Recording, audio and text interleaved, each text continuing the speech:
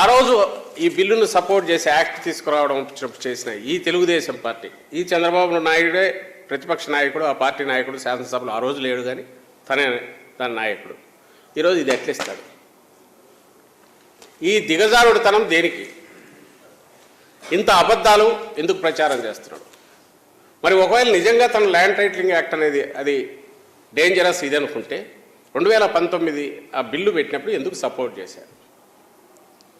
పోనీ ఆ తర్వాత తన జ్ఞానోదయం అయితే దాని మీద ఇమ్మీడియట్ సెంటర్కి పోయింది, 10-14 డిపార్ట్మెంట్లలో తిరిగింది, డిఫరెంట్ మినిస్ట్రీస్కి వెళ్ళింది, అక్కడి నుంచి సవరణలు వచ్చాయి, సూచనలు వచ్చాయి, వాటిని దీంట్లో ఇంపార్ట్ చేసి తయారు చేసిన యాక్ట్ ఫైనల్గా ప్రెసిడెన్షియల్ అసెంట్కి పోయింది. ప్రెసిడెన్షియల్ అసెంట్ వచ్చింది. ఇప్పుడు అది ఓన్లీ గెజిట్ పాస్ అయింది. దాని తర్వాత ఫర్దర్ ఇంప్లిమెంటేషన్లో లేదు, దానికి ప్రొసీజరల్ ఇవి తయారు కాలేదు, గైడ్ లైన్స్ తయారు కాలేదు, బేర్ యాక్ట్ మాత్రం గెజిట్లో వచ్చింది అంతే. దీనివల్ల దీని తర్వాత తయారు దాంట్లో ఇంప్లిమెంటేషన్కి సంబంధించి ఇంకా చాలా జరగాలి. అసలు దానికి ముందు అవసరమైన సమగ్ర సర్వే పూర్తి కావాలి. నిజంగా ఏ గవర్నమెంట్ అయినా దీనికి పూర్తిగా చిత్తశుద్ధి లేని వాళ్ళైతే ల్యాండ్ టైటిలింగ్ యాక్ట్ ఒకటి చేసేసి, ఎందుకంటే నీతి ఆయోగ్ కూడా ప్రపోజ్ చేసింది, సెంట్రల్ గవర్నమెంట్ అయితే ఇప్పుడు చంద్రబాబు నాయుడు ఎవరితో అయితే పొత్తు పెట్టుకున్నాడో ఆ బీజేపీ సపోర్ట్ చేసింది, బీజేపీ రాష్ట్రాలు ఇది చేసాయి, లేదా మిగిలిన నీతి ఆయోగ్ అక్కడి నుంచి చాలా యాక్టివ్గా దాన్ని పర్స్యూ చేస్తూ స్టేట్స్కి రాశాయి. వాళ్ళందరూ ఇప్పుడు వీళ్ళ కూటమిలో ఉన్న బీజేపీతో, నరేంద్ర మోడీతో కానీ, కూటమి ఆయనతో అమిత్ షాతో కానీ, ఇంకోరితో కానీ ల్యాండ్ టైటిలింగ్ యాక్ట్ అది చెత్తదని ఒక మాట చెప్పించమనేది.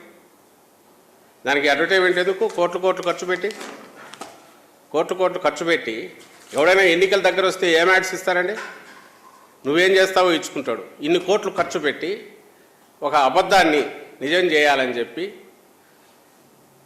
జగన్మోహన్ రెడ్డి గారి మీద అభాండాలు వేస్తూ ప్రజలను భయపెట్టి ఆయనకు ఓటు వేయనీయకుండా, జగన్మోహన్ రెడ్డి గారికి ఓటు వేయనీయకుండా చూడాలని కుట్ర ఏదైతే ఉందో ఇది దేనికి నిదర్శనం? నీ దిగజారుడుతనానికి, భయపడుతున్నావు అనడానికి, దివాలా తీసావనడానికి, ఎత్తిపోయావనడానికి, నీకు మాట్లాడడానికి కానీ ప్రకటన ఇవ్వడానికి కానీ ఏమీ లేదనడానికి, శవం కదా పోతున్నప్పుడు దింపుడు కళ్ళ మాసంటారు, అంటే అది ట్రెడిషన్, దింపి అక్కడ వెయిట్ చేస్తే ఒకవేళ లాస్ట్ ఛాన్స్ ఉంటుందేమని. అది ఎప్పుడు జరగలేదు, జరగదు కూడా, కానీ అది నడుస్తుంది ఆచారం.